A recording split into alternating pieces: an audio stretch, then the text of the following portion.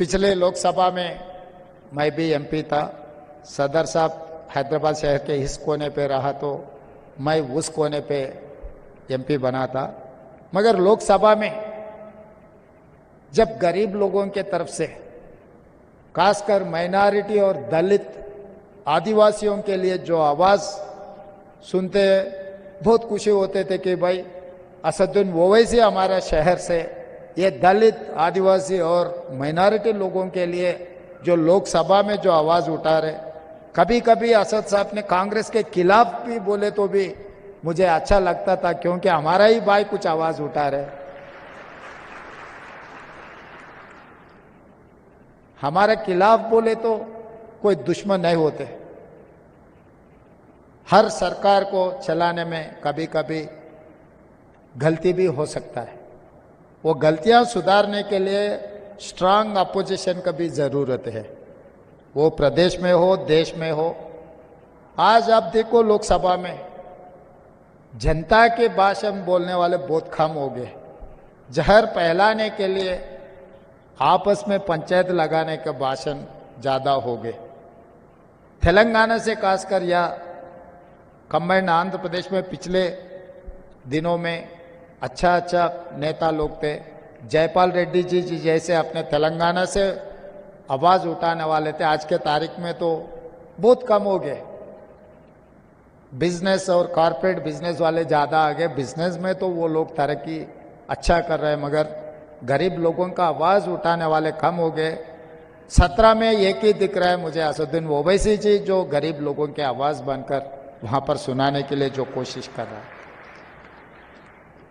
असद साहब हमारे साथ दिए नहीं दिए वो अलग बात है। चुनाव के समय पर हम उनके तरीका से, हमारा तरीका से हम चुनाव लड़ रहे हैं। एक बार चुनाव खत्म होने के बाद ऐसे कोई बात नहीं है।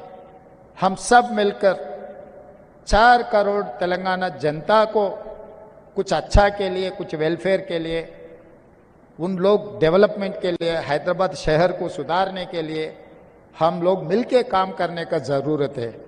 हम अलग अलग बैठकर, अलग अलग सोचकर हम लोग कुछ किए तो इस शहर का नाम खराब हो जाएंगे। इसीलिए मैं एमआईएम पार्टी से पूछकर या उनके तरफ से कोई सुझाव आए तो भी हम लोग आगे पीछे नहीं कर रहे हैं। ईसा मुंह से रिवर जो बहुत सालों से वो एकदम खराब हो चुका है, उसमें जो शहर के जितना भी कचरा है उसी में आ रहा है। वो सुधारने के लिए हम लोग कोशिश कर रहे हैं, उनका मदद हम मांगे, वो लोग भी आगे आए। और गरीब लोगों को भी, जितने भी गरीब लोग हैं, डबल बेडरूम घर देने के लिए सरकार के तरफ से हम लोग कोशिश कर रहे हैं। उसका भी हम लोग सबका नामा ले रहे। जो जो गरीब है उन लोगों को सरकार के तरफ से जो मदद मिलना है, हम लोग वो काम करने के लिए और कोशिश कर रहे हैं। तो इसीलिए आने वाले चुनाव में भी इस देश में, क्योंकि ये हिंदुस्तान अपना मुल्क है, इसको बचाने का जिम्मेदारी अपना ही है और कोई नहीं आएंगे इस दुनिया को, इस मुल्क को बचाने के लिए।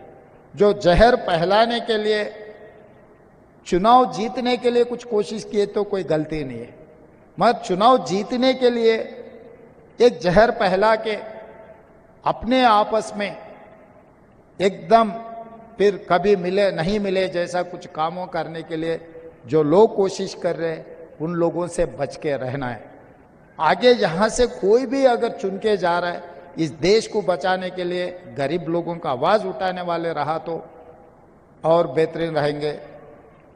क्योंकि इस मुल्क को बचाने का आज़ादी हमने लड़के ला ली, इस मुल्क को बचाने की जिम्मेदारी भी अपना ही है। तो जैसे मौलाना रहमानी साहब जो प्रॉफिट मोहम्मद रास्ता जो दिखाए, वो रास्ता में गए तो इस मुल्क को बचाने के लिए कोई दिक्कत नहीं है। मैं यकीन से कह सकता हूँ एक अच्छा रास्ता में हम लोग चलना है। ये अच्छा रास्ता अपने को आगे अच्छे दिन लाएंगे। हम लोग सब मिलकर, सबके साथ हम लोग ये सरकार चलाने के लिए। और यहाँ के पिछले हिस्ट्री भी देखो, 2 बार नायडू जी को जीता है, 2 बार राजशेखर रेड्डी जी को जीता है, 2 बार चंद्रशेखर राव को भी जीता है, 2 बार कांग्रेस के भी सरकार बनाने के उम्मीद है। ये 10 साल हम गरीब लोगों के लिए गरीब तरक्की के लिए हम लोग कोशिश करेंगे।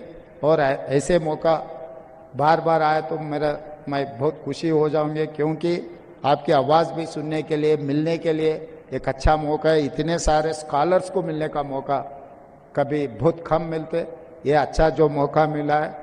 और जो ऑर्गेनाइजर से जो शामिल हुए बड़े नेता लोग, बहुत सारे जाने माने बड़े बड़े लोग हैं।